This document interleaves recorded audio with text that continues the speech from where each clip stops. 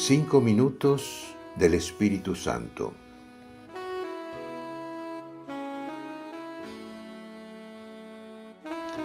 En la historia de la Iglesia tenemos un tesoro de miles de santos diferentes que han reflejado, cada uno a su modo, la belleza de Jesús.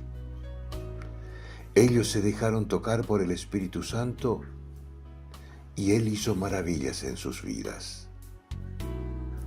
San Francisco de Asís reflejó la pobreza y la alegría del Señor.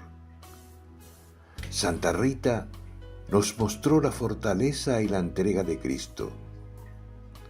San Cayetano nos mostró su predilección por los pobres y su preocupación por los que sufren.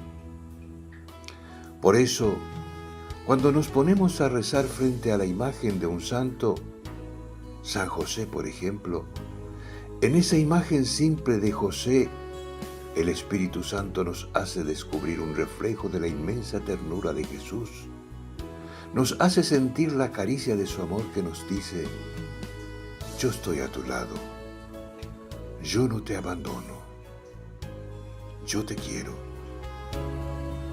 Pero cada uno tendría que preguntarse ahora: ¿y yo? ¿Qué querrá hacer de mí el Espíritu Santo? Ninguno de nosotros tiene que repetir lo que fue Santa Rosa, ni San Francisco, ni Santa Teresa de Calcuta. Cada uno llega a ser santo de un modo particular, porque Dios lo ha hecho distinto y el Espíritu Santo quiere poner en tu vida un reflejo de Jesús que no había puesto en los demás. Entreguémonos al Espíritu Santo para que haga su obra. Los exhorto, hermanos, a que se entreguen a Dios como una ofrenda viva, santa, agradable a Él. Ese será el curso espiritual de ustedes. Carta a los Romanos, capítulo 12, versículo 1. Cardenal Víctor Manuel Fernández.